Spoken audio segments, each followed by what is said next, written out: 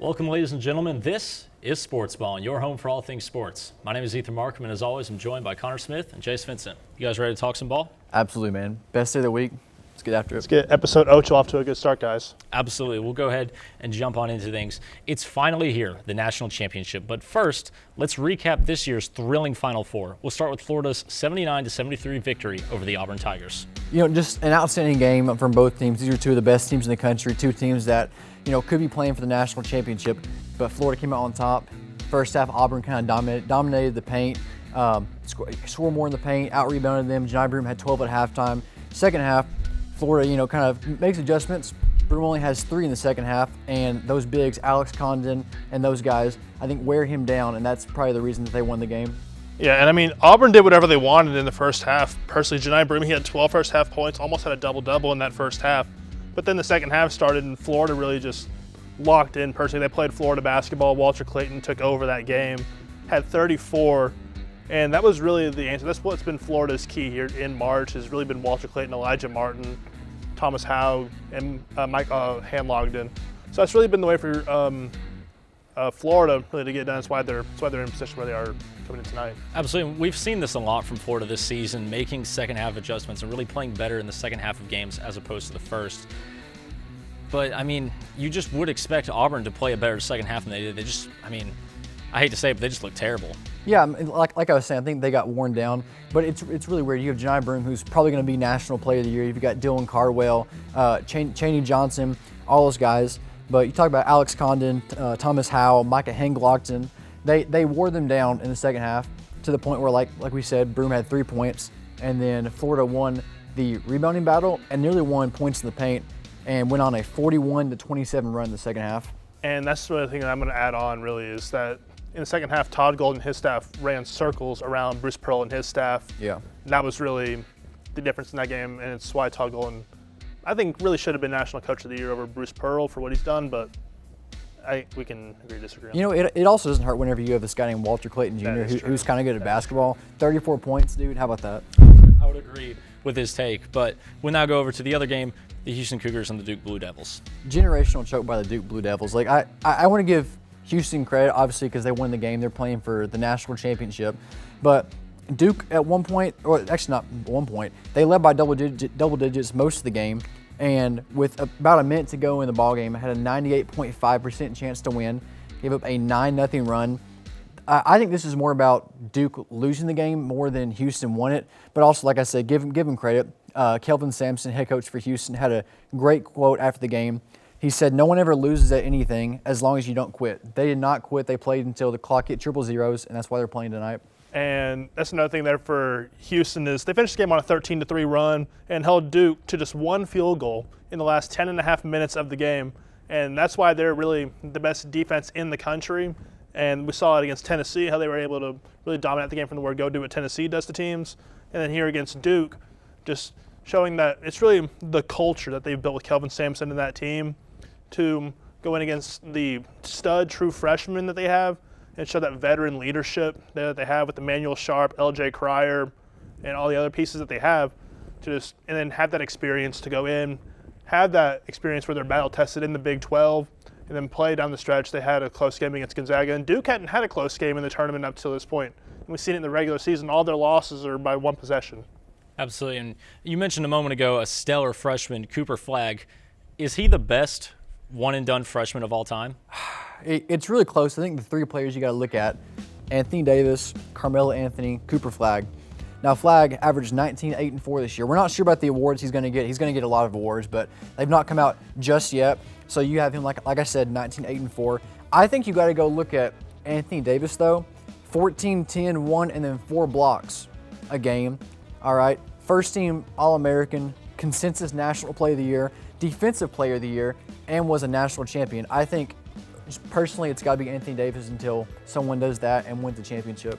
I agree with that. I think it's either Anthony Davis or Carmelo Anthony. And then I think you have the next level down, that is Cooper Flagg. And I think he's kind of in that realm of Zion. I think he's better than Zion. I think he's better than Zion. But I think if you want to compare one-and-dones like in Duke history as well, or even like with guys like Brandon Ingram, Zion Williamson, all those guys that played, I think that's like what Cooper Flagg is. And I think that he's going to go in history as one of the best one-and-dones. I don't think that he's over the top because he didn't win a national title.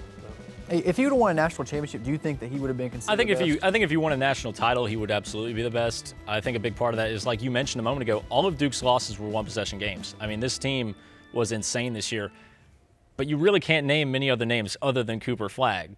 That's the big thing about them. They didn't really have a lot other than him, so I kind of got to feel like he might be the best one and done.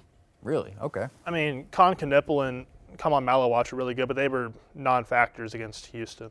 Most of the year, I mean, it was the Cooper Flagg show, but Yeah. it's tough. It's But I mean, tough. even when he was injured, they came in and filled in that role. We'll take a quick break, and when we come back, we've got our national championship preview in college baseball up next. We will never fully understand what we've asked of you or your families, asking you to put yourself in harm's way, to endure it all. But we do understand that it's our turn, our duty, to keep you secure for the rest of your life. Wounded Warrior Project long-term support programs help our most severely ill or injured veterans live independently, at no cost, for life, so that they might stand at ease. Join us at findwwp.org.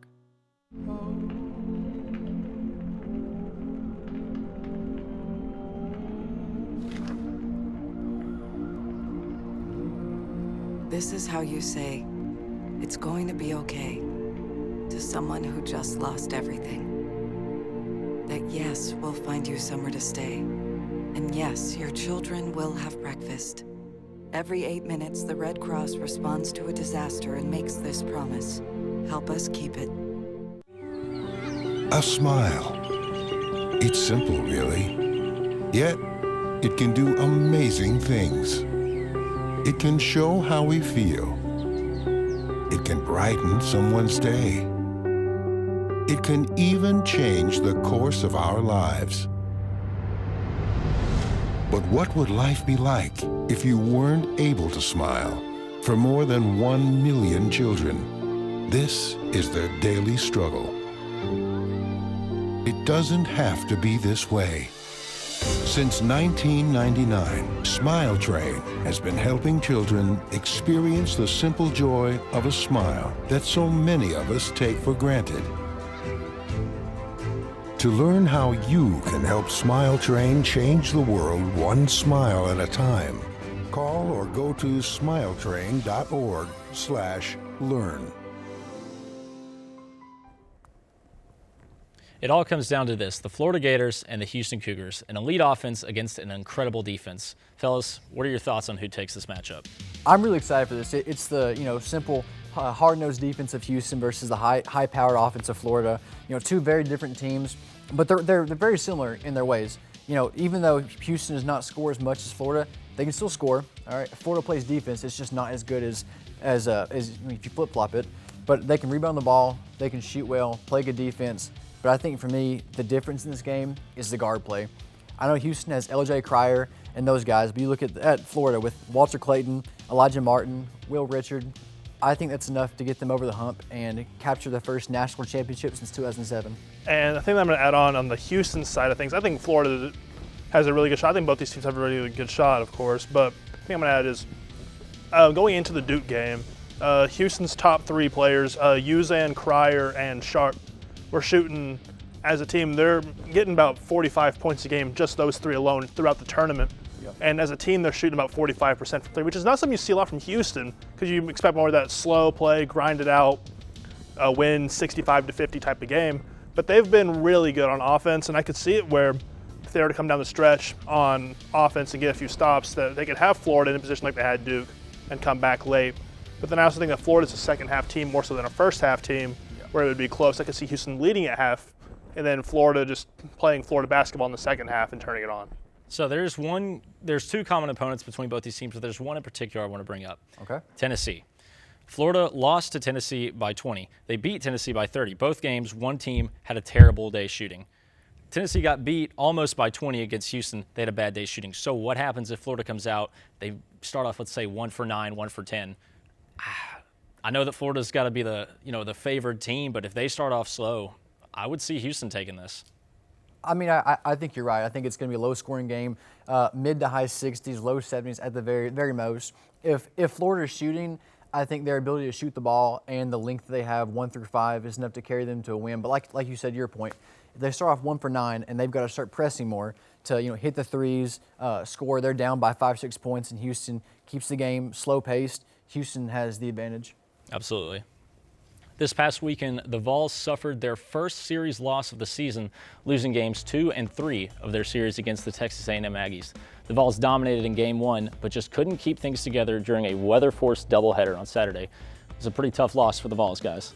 Yeah, really tough weekend for the baseballs. They no-hit A&M on Friday, and then on Saturday in the doubleheader, got outscored 26-9. Marcus Phillips, Tegan Coons gave up 8 earned runs combined through 8 innings total. Just not a very good day for the baseballs. No, but it's not a team that I'm going to panic over when you get outscored by 26-9 against A&M. That looks terrible. But this is, I think, the A&M team that we expected to see all year. They've just been off to a terribly slow start with Jace Laviolette, Gavin Grahovac, and all those guys that they have down there. But for Tennessee, I think this is really good to happen at this point in the season because it prepares you because you have to go on the road to Ole Miss this upcoming weekend. You have to go on the road to LSU in a couple weeks, and then you have to go on the road to Arkansas, and in between that's a home series against Vandy, who just swept Florida, but now Florida's Florida now, but Vandy's no slouch, of course. So I think it prepares you, get to regroup with all the new pieces that you have this year, and you have something to finally look back on. You have some adversity now to look forward to. I would agree with that. I think they needed a loss. I mean, if you remember, you and I were talking about it earlier, the 22 team where they had all those home runs, they set all those records, then they lose in the Super Regionals. They make it back to the College World Series the next year with a much weaker team. I think they needed some adversity to kind of help them push back into it. But it's just a rough start. You mentioned the pitchers really struggled. You know, when you're playing a doubleheader and you get off to a bad start in the first game, you lose badly in the first game, it's always tough to regroup in game 2. Absolutely. I mean, and I know the bullpen didn't perform like, Coach Vitello would want them to, but we were talking about before the show, whenever the pitchers don't set the tone early, it's really hard for, any team to bounce back, when they're down 4-0, 5-0 early in the game. But it's like Jace said, I mean, A&M's a really, really talented team, really good baseball team, got several draft picks, so no reason to worry just because of that. But also, it's baseball. I mean, this kind of stuff happens all the time. It probably won't be the last time they lose by run rule or get embarrassed this season. It's just the SEC. Yeah. It just is. That's just how it is. We'll take another break from the action, and when we return, we've got our hot takes of the week.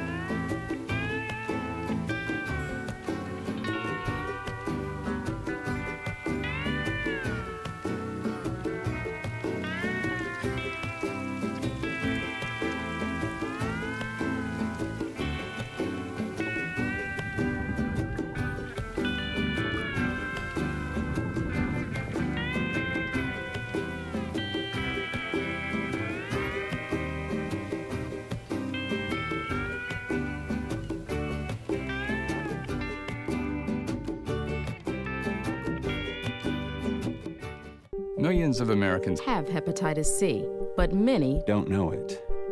People born from 1945 to 1965 are 5 times more likely to have hepatitis C. People can live for decades without symptoms. Left untreated, hepatitis C can lead to liver cancer. But treatments are now available that can cure hepatitis C. Talk to your doctor about getting tested. We got tested. It could save your life.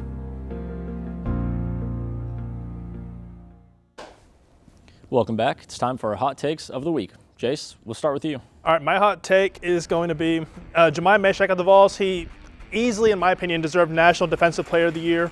And outside of Zakai Ziegler, he was the most impactful player on Tennessee's roster. Now, it's one of those guys you don't look at the stats on to know that he's a great player. You can look at the steals and the impact that he's made, but it's one of those things where it's just it's outside the stats for the player, just the impact he makes on the court. The only other one I can think of that really made a defensive impact like him was Zakai Ziegler, who won SEC Defensive Player of the Year.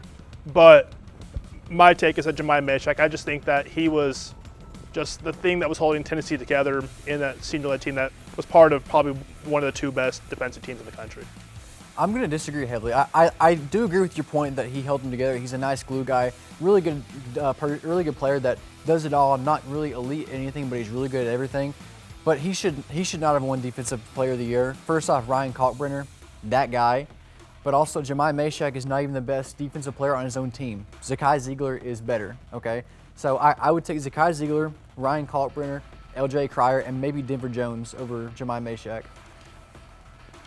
This is tough. I do think that Zakai Ziegler is a better defender. I think that Meshack has more upside, like if you're talking about who's going to go to the NBA. I think at a college level, I think Ziegler's a better defender. I think Ziegler should have won the award. I mean, he's the back-to-back SEC Defensive Player of the Year. I mean, Tennessee had one of the best defenses in the country. Creighton did not. So I got to think Ziegler should have won it. But I could definitely see the argument that Meshack was snubbed. No. I mean, I see it because Tennessee was doing it in the SEC versus Creighton was doing it in the Big East. He's got a point. He's got a point. He's got a point, but at the same time, he's not even the best defensive player on his team because Zakai Ziegler's better. Well, then Ziegler should have won the award. He should have, but that's not the hot take. Connor, we'll now go to yours. You know, the Final Four this year, outstanding. I think we can both agree, or all 3 of us can agree. Great Final Four. I'm going to say it is one of the top 5 ever and the best since 2004, the year all of us were born. Now, just for context, that year, UConn beat Duke 79-78, and then Georgia Tech won their game 67-65 on a buzzer beater. Like this year, 2 one-possession games down to the wire. You know, usually you have a really good game and then a blowout on the other side of the bracket. How many times in the last 20 years, let alone 50, 60 years, have you seen games come down to the wire like this? So I think this is definitely one of the best Final Fours of all time and the best since 2004. I would totally agree. I mean, to your point, normally what happens is you have a Cinderella team that gets all the way to the Final Four and then they just get blown out by some big school. Because it's pretty much all big schools, we haven't seen that. The only complaint I would have is that, it'd be fun to have some kind of a Cinderella run, but the games were both great games. You saw an awesome comeback from both teams. So, yeah, I would definitely have to agree with that. See, that's why I agree with there on the whole Cinderella take would be more of I'm okay with the more chalky approach because it builds for what we got, which is better games in the second and now third weekend. And I agree with it. I think the only other Final Four of recent memory that compares is the 2022 one that was all blue bloods really with Duke, Carolina, Kansas, and Villanova, which was a really good Final Four there with the Caleb Love takeover against Duke. But going back to 2004, yeah, I would say I agree with your hot take. See, I talked about 2022. Yeah, word brain fart. That was the Coach K last year. UNC stopped Coach K from winning it. Great ball game, but you look at the other side, it was a 30-point blowout. There were great storylines that year, but just as far as the game quality, it just wasn't, you know. There's only so much that the narrative can take you. For my hot take, it's going to be that Rick Barnes and the Volunteers have found their next transfer star. His name, Jacoby Gillespie. On the season, averaging 14.7 points per game, 4.8 assists, 2.8 rebounds, 1.9 steals. The year before that, 17.2 points per game. He's an elite scorer. He can play some solid defense. And if you look at the transfer record of the last 2 big transfers at Tennessee, Chaz Lanier and Dalton Knecht, both won the award for the best player at their position. I wouldn't be surprised if we have another case here. I agree with that 100%. I think Jacoby Gillespie, not Dalton Knecht, obviously, because that guy's insane. Nobody is. I think he's kind of in the middle because Chaz Lanier, really good player, but he's also really inconsistent. Jacoby Gillespie, one of the more consistent players in the country. I think he will thrive in the SEC, more specifically Rick Barnes and his system and what Tennessee has there. I think he'll be, kind of the middleman. He'll be what Chaz Lanier was at his best, but more consistent. I agree, and that's because Tennessee didn't even go after him the first time when he was transferred from Belmont to Maryland. Tennessee didn't even talk to him. So now they go and get him. I mean, he's an East Tennessee kid from Greenville, right outside of Knoxville. So, I mean, I like it. I think he's going to be a good fit at Tennessee. He's going to fit into that Rick Barnes style well, with Justin Gainey as well. And I think that he'll fit in well, put up probably similar numbers, probably get more over 15 points per game because he'll have more looks with Ziegler, Meshack, Gainey out the window. So I think he benefits from the timing too because, Lanier, one thing that was really difficult for him is that great player, right? Great player, but his bad games would just be magnified simply by the fact that he came the year after Dalton Knecht, who really didn't, his worst games, he'd still put up about 17, 18 points. Oh, yeah. So I think the timing for Gillespie is great because now you're coming off a guy where the expectation's not as high. So I think he's going to be stellar. Yeah, well, you mentioned the timing. You know, he was on a really stacked Maryland team, the Crab Five. They had Derek Queen, who's going to be a lottery pick, obviously Gillespie and the others. So he was having to share the shots. At Tennessee, Gainey's gone, Zakai Ziegler's gone. He'll be the main guy. Absolutely. We'll be back here in a moment where we'll have our favorite segment. It's Connor's Question right after this. My late friend James Gandolfini and I got to know a lot of combat vets over the years when we were in Iraq and in Afghanistan. And it guts me to know that 22 of you are taking your own lives every day. Yeah, I play tough guys in the movies, but you are the real tough guys. And the toughest thing to do sometimes is look for help. I want you to know, reaching out is an act of strength. And our friends at Wounded Warrior Project are here to help. You don't have to go it alone.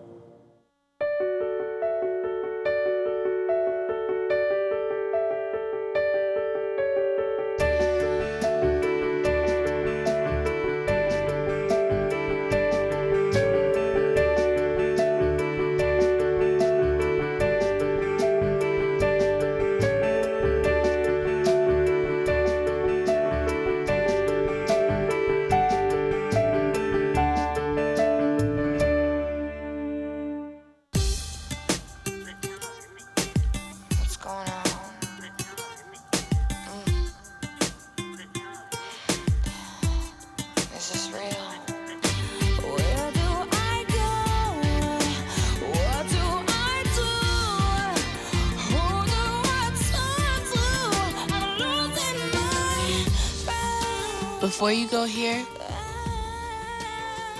go here. Know the facts first.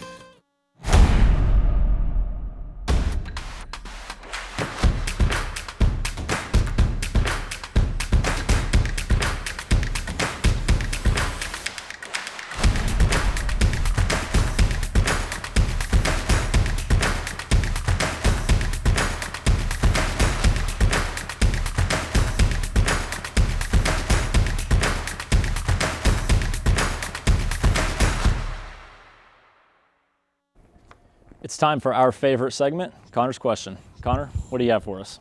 Thanks, Ethan.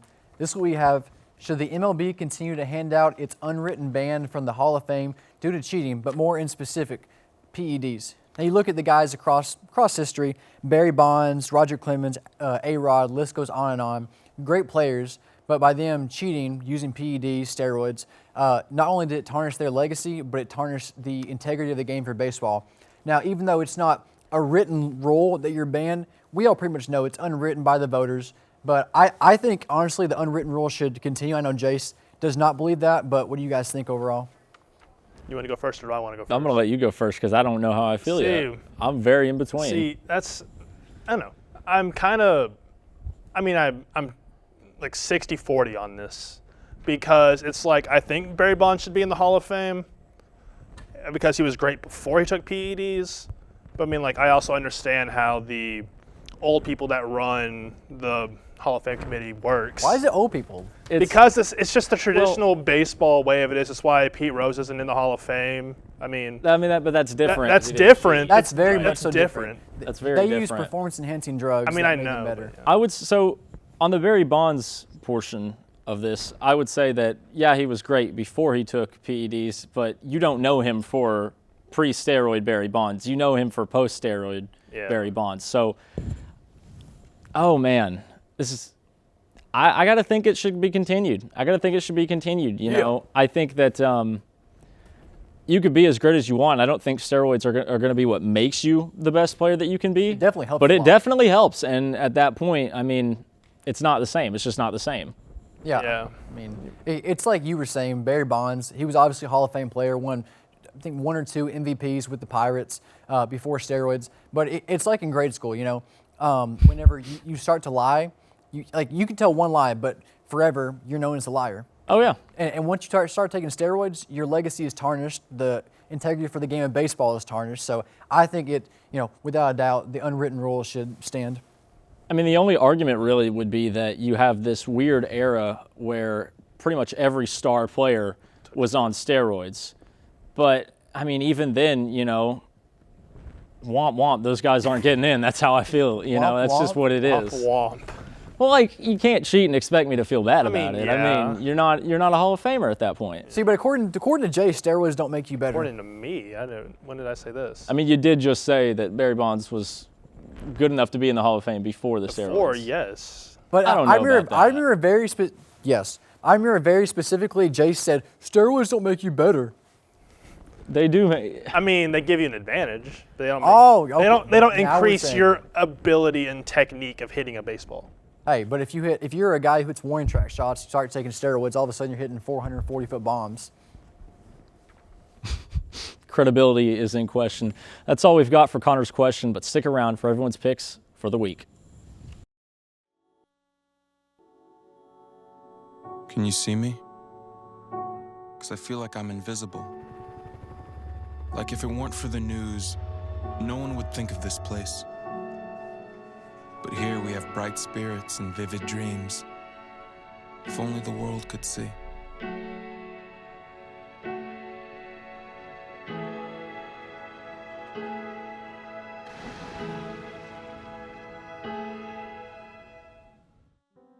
Some places have the power to transform us, connect us, move us. This is the power of place. The power of parks and open spaces to improve cities, communities, and ourselves. This is the work of the Trust for Public Land, putting open space within reach of every person in America. Help us create the power of place and healthier, happier communities nationwide.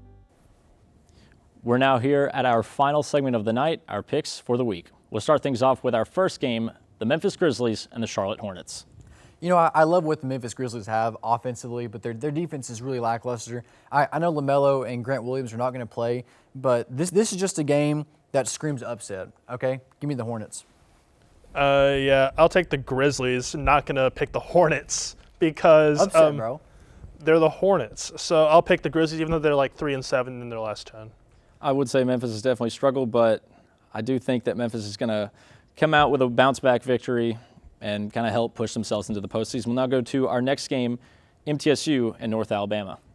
The MTSU inconsistent Blue Raiders. They won 14-9 against Lipscomb on Tuesday. Got swept by Liberty, run ruled twice. It's how the world works. They're going to come out and they're going to win this game and then lose the game against Austin Peay on Wednesday. So give me them to beat North Alabama. Yeah, I'll take them over North Alabama. North Alabama's been proven to be pretty good in midweek games against like Tennessee and Alabama, but I'll trust MTSU's firepower on the bats to get it going. I'm going to have to agree with the pick. It's going to be the Blue Raiders. We'll now go to our next game, the Preds and the Islanders. Nashville Predators are a horrific hockey team. Give me the New York Islanders by 2 goals.